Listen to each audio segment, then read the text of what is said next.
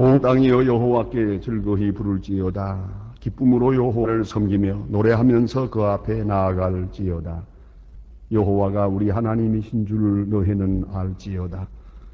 그는 우리를 지으신 자시요 우리는 그의 것이 그의 백성이요 그의 기르시는 양이로다. 감사함으로 그 문에 들어가며 찬송으로 그 궁전에 들어가서 그에게 감사하며 그 이름을 송축할지어다. 하나님은 영이시니 예배하는 자가 신령과 진리로 예배할지니라. 아멘.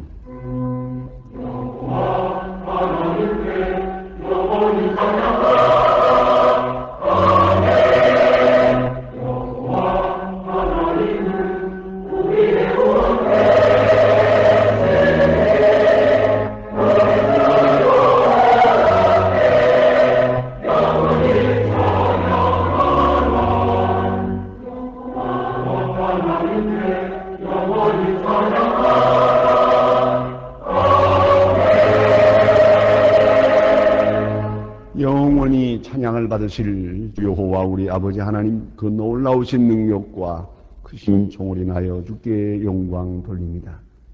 죄와 사망에서 우리를 건지신 주 예수 그리스도의 속의 은혜를 길이길이 찬양하오며 오늘도 우리와 함께 하시고 날마다 새롭게 하시는 성령의 교통하심을 인하여 찬송을 부릅니다. 성부, 성자, 성령께 세세 무궁토록 영광이 있을지어다. 아멘. 내려오신 아버지여, 저희들의 나옴을 용납하심을 감사하며 여기까지 참아주시고 여기까지 사랑해 주시고 거룩한 전으로 인도해 주신 주님께 감사를 드립니다. 하나님 아버지, 저희는 저희가 죄인됨을 알고 있습니다. 우리가 아는 죄인됨보다 더 큰 죄인임을 알고 있습니다. 하나님 아버지, 알고 지은 죄가 이렇게 많거든 모르고 지은 죄가 얼마나 많겠습니까? 사람 앞에도 부끄럽게 살아가고 있거든 하나님 앞에 어찌 우리가 설 수 있사올까? 사람 앞에는 핑계도 많았고 자기 정당화하는 말도 했고 자기 옳음을 주장하며 살았습니다마는 우리는 하나님 앞에 진실하게 고백합니다. 우리 자신이 죄인되고 주변에 모는 사람들의 잘못도 내 책임임을 고백하며 정직한 마음으로 참회하오니 주여 용서하시고 불쌍히 여겨 주시옵소서. 때로 우리는 내가 피해자인 것처럼 생각했습니다마는 내가 가해자가 되었다는 것을 잊어버리고 살았습니다. 하나님 아버지, 나 때문에 불행한 사람 많고 나 때문에 가슴 아파하는 사람도 많습니다. 내가 손해를 끼친 사람도 많고 그 운명을 내가 가로막은 때도 없지 않습니다. 하나님이여 불쌍히 여겨주시고 뉘우친 심령을 굽어보시옵소서. 입술이 더러워졌습니다. 정결케 하옵소서. 우리 마음에 어지러움이 있고 사악함이 있었습니다. 이 깊은 악에서 우리를 건져 주시옵소서. 도처에 재난이 있고 고통이 있습니다. 우리의 도움을 필요로 하는 사람들이 있고 소외당한 사람들, 또 아무도 돌아보지 않는 그런 어버이들이 여기저기 있습니다. 하나님 아버지, 배고파 굶어 죽어가는 사람도 있습니다. 이런 사정을 알면서도 우리가 저들을 방문하지 못했고 찾아뵙지 못했고 저들을 돕지 못한 죄를 용서하여 주시옵소서. 하나님 아버지, 오늘 저희들이 주님 앞에 모였습니다. 한 사람 한 사람의 심령을 살피시사 어두운 그림자를 제하시고 하나님의 뜻이 우리 심령에서 또한 우리 가정에서 온전히 이루어지게 하여 주시옵소서. 지금은 하나님과 나만이 아는 죄를 생각하며 묵묵히 참회의 기도를 계속합니다.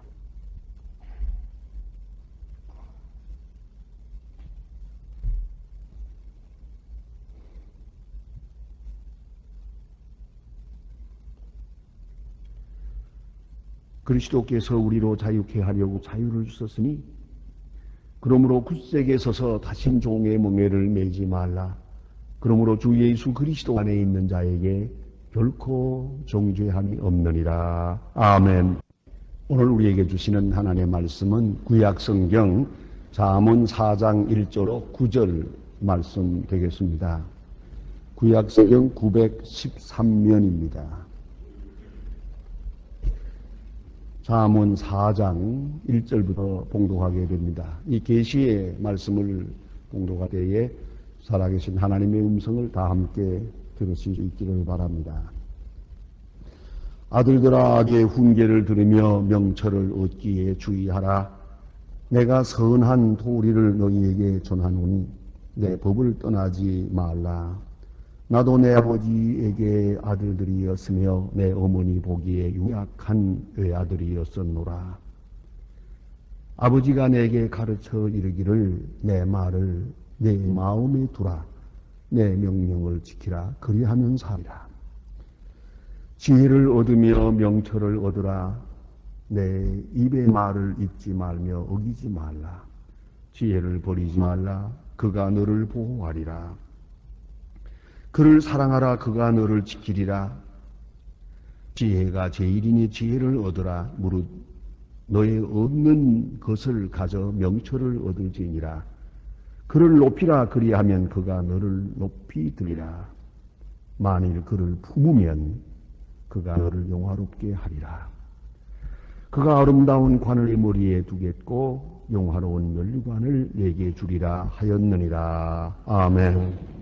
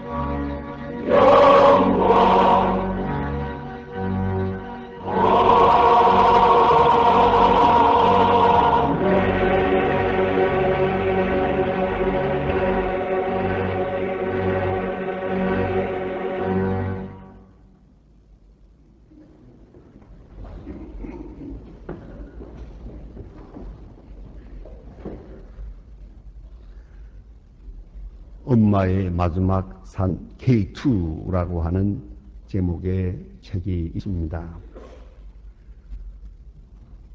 산 전문 등반가인 스코틀랜드의 여성 산악인 알리스 하그브리스라고 하는 데 있습니다. 이분이 세계 제일의 고봉 에베레스트 산을 올라가서 점령을 하고 다시 3개월 뒤에 두 번째로 높은 고봉 K2 정상을 정복하게 됩니다. 이러한 여성 산악인으로서 큰 성공을 거두고 하산길에 시속 160km 되는 돌풍을 맞아서 그는 실종되게 됩니다. 아버지는 이 사고 소식을 듣고 그 아버지로서 아이들에게 그들의 어머니, 자기 아내의 사고 소식에 대하여 어렵사리 엄마의 이야기를 꺼내게 됩니다. 아이들은 눈물을 흘리면서 이 소식을 듣게 됐고 아빠의 얼굴을 많이 쳐다보면서 이렇게 말하는 겁니다. 엄마의 마지막 산에 가볼 수 없을까요? 주위 사람들의 만유를 물리치고 이 아버지는 아이들을 데리고 어머니가 마지막으로 올랐던 K2라고 하는 산에 등산을 하게 됩니다. 파키스탄 북부에 있는 K2 봉으로 올라가게 됩니다. 이때에 영국 BBC 텔레비 방송에서 다큐멘터리를 방영하기 위해서 촬영진이 이 뒤를 따르게 됩니다. 알리스의 마지막 산이라고 하는 제목으로 텔레비 방송을 하게 계획이 되어 있었기 때문입니다. 아이들은 엄마를 찾아 나선 겁니다. K2 봉을 향해서 갑니다. 엄마의 삶을 되짚어가는 길이기도 하고 엄마의 죽음을 이해하게 되는 길이기도 했습니다. 긴 여행 끝에 얼마의 등산을 했을 때 아이들은 이렇게 말합니다. 정말 아름답군요. 이해할 수 있어요. 이제는 뭔가 엄마의 마음을 알 것 같아요. 엄마의 삶과 엄마의 죽음을 이해하게 되었다는 겁니다. 철없는 아이들이지만 산에 올라가면서 내려오면서 엄마가 왜 이렇게 이것을 좋아했나? 왜 엄마는 여기서 죽었나? 알 것 같았다고 합니다. 집에 돌아온 다음에 유치원 다니는 아이가 오늘 돌아와가지고 당장 유치원에 가겠다는 거예요. 그동안 수고도 했고 시차도 있어서 며칠은 유치원에 가지 말고 쉬었다가 좀 건강을 회복해가지고 가면 어떠냐 하고 아버지가 만류했는데 이 어린아이는 이렇게 말한 겁니다. 난 하고 싶은 것을 할 수 있어요. 아무도 나에게 뭐라고 말할 수 없습니다. 깜짝 놀라서 아빠는 물었습니다. 누가 내게 그렇게 가르쳐 줬냐? 엄마가요? 하고 방글 웃는 것이옵시다. 엄마의 강인한 삶의 의지가 벌써 아이들의 마음에 전달이 됐어요. 알게 모르게 어머니가 좋은 소중한 마음, 소중한 말씀들이 이 어린아이들의 마음속에 살아있는 것을 보고 아버지는 크게 감격했다고 합니다. 열왕기상 3장에 보면 솔로몬이 21살에 왕이 됩니다. 왕으로서 해야 할 일이 너무 많고 힘들어서 그는 하나님 앞에 나아가 간절히 기도하게 됩니다. 1000번제를 드리고 하나님 앞에 기도했을 때 하나님은 응답하셨습니다. 너는 내게 구하라. 내가 내게 무엇을 줄까? 그럴 때에 솔로몬은 유명한 한 한마디의 기도를 하게 됩니다. 하나님이여 나에게 지혜로운 마음을 주십시오 라고 말합니다. 여기서 지혜로운 마음이란 원어 그대로 보면 레브 쉐미트라고 하는 말인데요. 레브란 말은 마음이란 말이고 쉐미트는 듣는다는 뜻입니다. 기억을 하면은 듣는 마음이란 뜻입니다. 그래서 옛날 영어 성경에는 hearing heart라고 번역되어 있습니다. 듣는 마음 아주 중요합니다. 그 듣는 마음이 지혜의 근본이요. 듣는 마음이 바로 지혜라는 것이에요. 여러분 들어야 됩니다. 듣는 마음이 있어야만 지혜를 얻을 수 있습니다. 부모가 누굽니까? 부모란 성서적으로 보면 저도 세상에서는 하나님을 대표한 겁니다.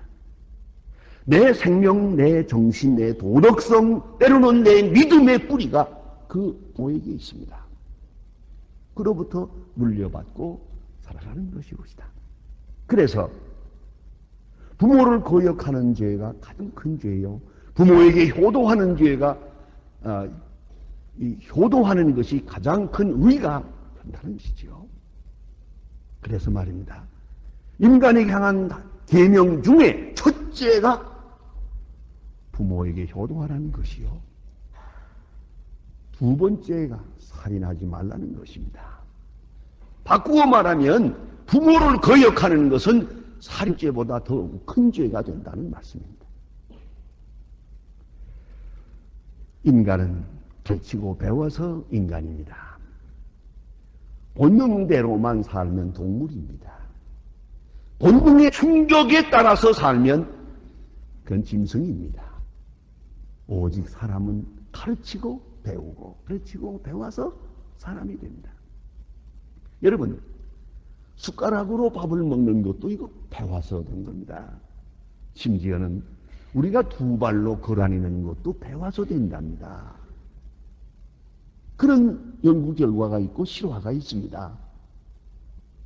어떤 아이가 있었는데 그 집이 홀랑불랑해서 다 죽었어요. 산속에 있는 집인데 이 아이를 늑대가 키웠어요. 얘는 상당히 커가지고도 두 발로 걷지 못하더랍니다. 네 발로 기어다니며 짐승소리를 하더랍니다. 생각해보세요. 우리가 배운 이 사는 모든 것이 가르치고 배우고 가르치고 배웠어요. 거기에 따라 인간이 되는 것이에요. 보다도 많이 보다도 바르게 배워서 살아갈 때 그걸 인격자라고 하고 지성이라고 합니다. 배우지 않고 배운 바 없이 인간의 욕망과 충동에 끌려 살 때 불인간이라고 하는 겁니다. 몹쓸 사람이라고요. 짐승 같은 사람이라고. 보세요. 결국은 사람은 가르치고 배우는 데서 옵니다. 근데 이상한 것은 길들인다는 것과 배운다는 것은 다릅니다. 짐승은 때려가며 길들이지만 사람은 가르칩니다. 그런 거로 배우는 자의 입장에서 볼 때 선택권이 있습니다. 배울 수도 있고 안 배울 수도 있고 들을 수도 있고 안 들을 수도 있습니다. 이 계속적인 선택 속에 책임적 인간으로 키워지는 길이 있는 겁니다.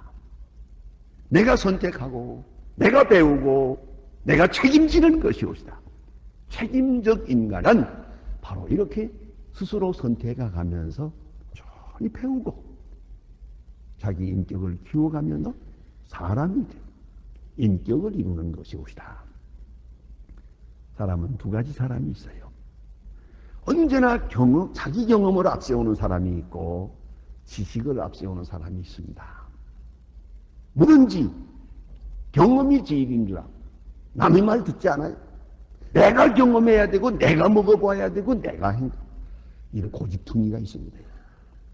성경에도 한 사람이 있다는 거예요. 다른 사람 다 부활하신 예수 만나봤다는데 도마 같은 고집스러운 사람은 내가 보고 내가 손을 놓아보고 내가 만져보기 전에 안 믿는다. 이런 못된 인간이 나온 우리나라에 있습니다. 어찌 다 경험할 수 있겠습니까? 인생은 원웨이 트립, 일방도로의 길을 갑니다. 돌아오지 못합니다. 엄격한 의미에서 모든 경험은 단회적입니다. 같은 경험을 두 번 할 수는 없는 겁니다. 그러므로 가르치고 배우는 일이 중요합니다. 이제 내가 경험해서 얻는다. 벌써 경험하는 동안 되돌아오지 못하는 거예요. 이런 고집스러울 때 그는 멸망으로 치닫을 수밖에 없고, 지혜로운 사람은 지식이 먼저요 생각이 먼저입니다. 그 다음에 경험합니다. 이거 지혜로운 것입니다. 그런 얘기를 어느 글에서 읽었으나, 누가 바둑을 잘 둔다고 자랑하는 사람이 있어요. 뭐 한 15년 뒀대요. 몇 단이 되고 자기가 제일이라. 늘 그렇게 교만했는데 그 친구 되는 사람이 나도 좀 바둑을 배워야겠다니까. 그래가지고 1년밖에 안 됐는데 15년 된 사람하고 1년 된 사람하고 만났는데 15년 된 사람이 졌어요. 왜냐하면 이 1년 된 사람은 바둑을 시작하면서 바둑에 대한 책을 3권을 통독을 했답니다. 먼저 공부부터 한 겁니다. 책을 보고 공부를 하고 바둑을 둡니다. 공부 없이 한다면 얘기가 다릅니다. 모든 일에서 공부가 먼저입니다. 이것은 먼저 간 사람들의 지식을 내가 얻고 그 다음에 신중하게 행동해 들어가기 때문이죠. 현대사회학에 있어서 거두로 알려져 있는 안토니 기드슨이라고 하는 박사님이 계십니다. 그는 캠브리지 대학의 교수인데 그의 책 가운데 Modernity and Self-Identity라고 하는 책이 있습니다. 여기서 현대의 특징을 4가지로 말합니다. 첫째는 탈전통 시대라는 거죠. 전통적인 오래 내려온 지식의 전통, 경험의 전통을 무시하는 탈전통의 시대, 그런 거로 이 세상은 지금 정처 없이 표류하게 된 것이다. 그래서 절망으로 치닫고 있는 거죠. 또 생활의 다원화로 인해서 기준을 잃어버렸다는 거죠. 여러분 부모님들로서 아이들에게 일찍 자고 일찍 일어나라 뭐 그런 얘기 하십니까? 그거 다 지나간 얘기입니다. 요새는 밤에 일하고 낮에 자는 사람도 있고 낮에 일하고 밤에 자는 사람도 있어요. 생활 방법이 아주 뒤바뀌고 말았어요. 그래서 편의점에 보면 24시간 이렇게 써붙이는 것이 바로 그 때문입니다. 낮과 밤이 없어요. 그러니까 옛날 기준대로 몇 시에 일어나고 몇 시에 깨고 그 얘기가 늘은 거죠. 이런 생활 규범이 모든 일에 관계가 됩니다. 전부 엉망이 되어버렸어요. 그만. 질서를 잃어버리게 됐어요. 그런가 하면 권위 부재의 시대입니다. 제 어떤 권위든 권위를 인정하지 않습니다. 거기서 기초가 흔들립니다. 또 한 가지는 인터넷과 텔레비를 통해서 간접 경험이 직접 경험보다 위에 있는 시대라는 것입니다. 그래요. 결혼하지 않고도 영화 구경 몇 번 하고 나면 결혼한 사람보다 더 잘 알아요. 이 젊은 사람들 지금 정보 소화 능력도 가지기 전에 정보 처리 능력도 없는데 엄청난 걸 다 봐버렸어요. 벌써 간접 경험으로 다 해버렸어요. 이제 감각이 둔해집니다. 벌써 결혼도 하기 전에 권태증도 왔어요. 인생을 험하게 보기 시작해요. 절망으로 치닫고 있어요. 이게 바로 문제고요. 자, 이런 시대에 우리가 삽니다. 그런 거로 더더욱 우리는 깊이 진실하게 공부하는 자세를 가져야 합니다. 부모가 누굽니까? 부모란 내 생명을 물려준 분입니다. 인생의 선배입니다. 많은 시련, 많은 고통을 통해서 많은 인생을 많은 경험을 갖습니다. 그 얼마나 소중한 노하우입니까? 그리고 그 경험은 이제 와서 지식으로 정리된 상태입니다. 그걸 알아야 합니다.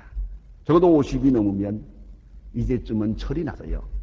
무엇이 잘했고 무엇을 못했고, 무엇이 옳았고 무엇이 잘못됐다. 이제 알 것 같습니다. 다시 인생을 되돌려 살지는 못하지만 인생이 이렇게 살았어야 했다는 것만은 알고 있습니다. 그의 뼈아픈 느낌, 뼈아픈 경험, 그 정리된 지혜, 이거는 값비싼 것이에요. 진주보다 귀하다 그랬어요. 그럼 잊지 말아야죠. 게다가 종말론적 인식이 함께하고 있는 것입니다.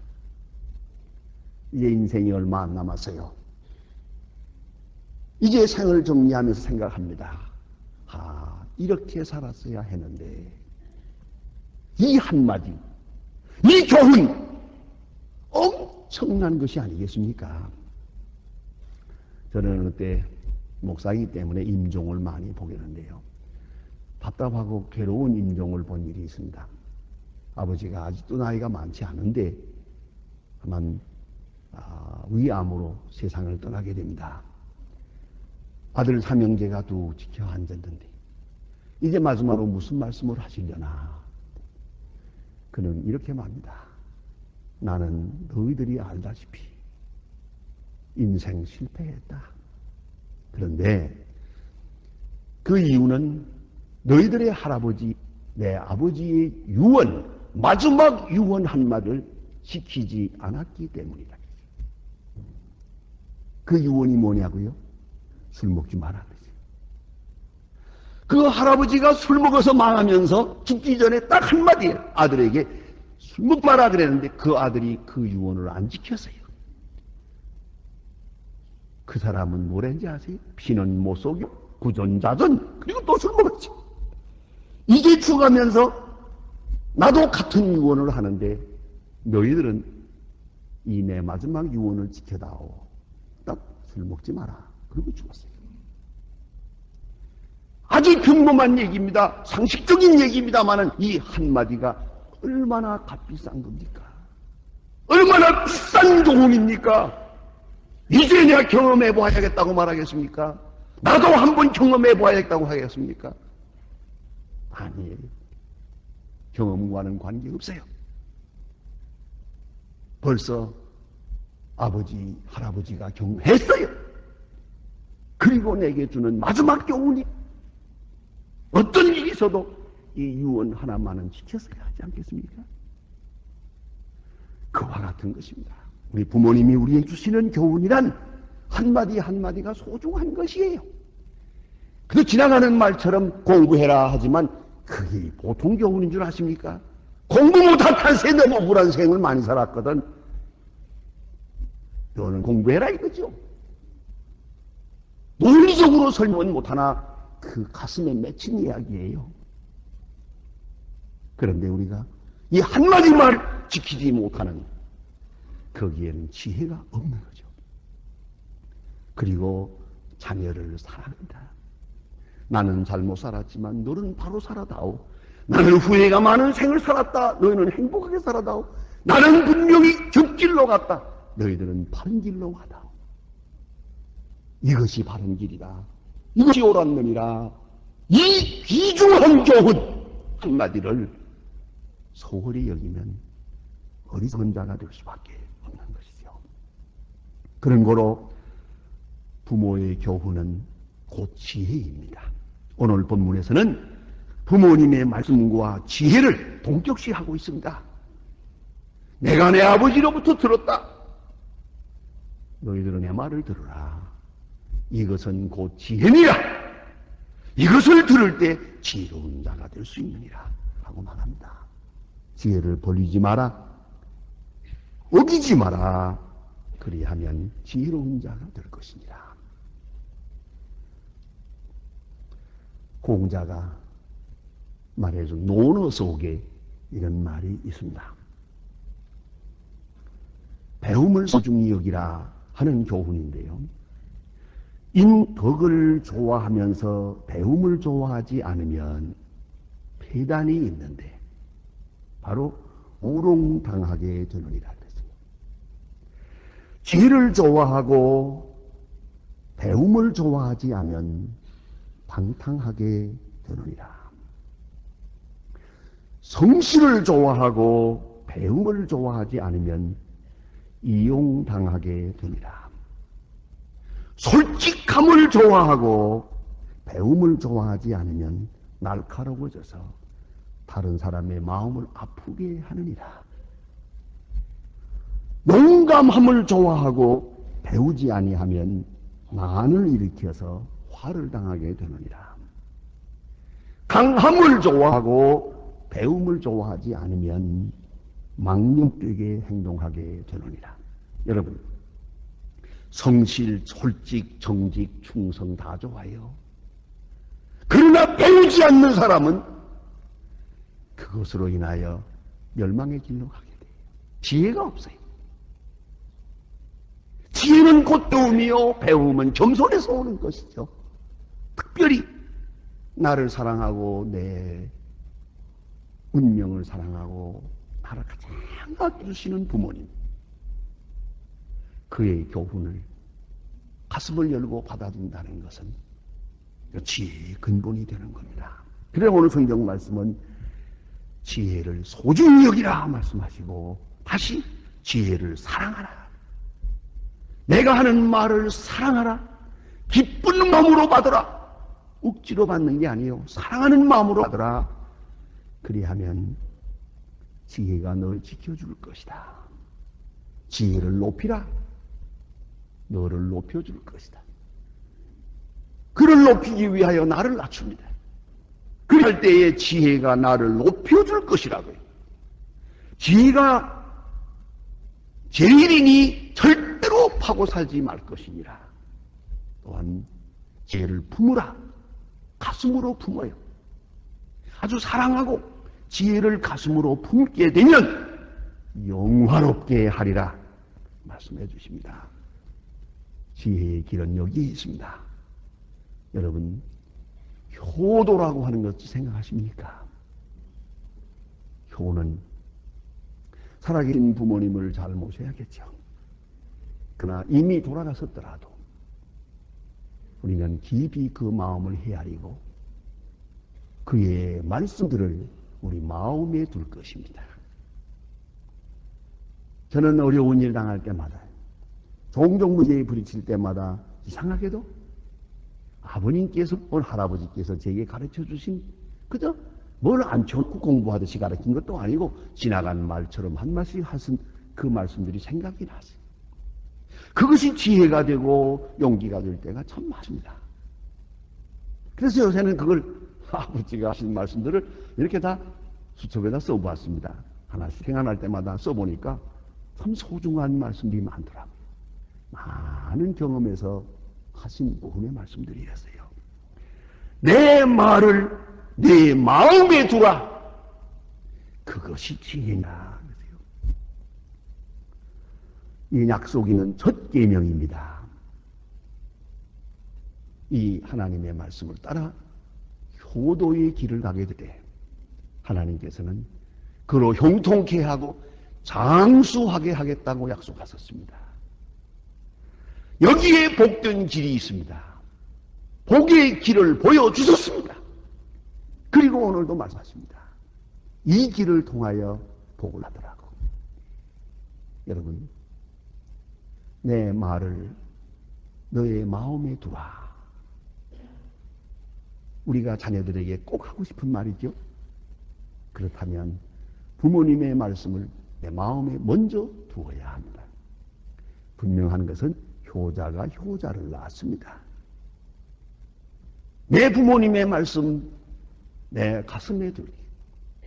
또 내가 일평생 소중히 얻은 지혜의 말을 하게 될 때 자녀들이 저들의 마음에 두게 될 것입니다. 이러한 지혜의 유산, 믿음의 유산이 이어지면서 대대로 주의 축복을 누리게 될 것입니다. 기도하십시다.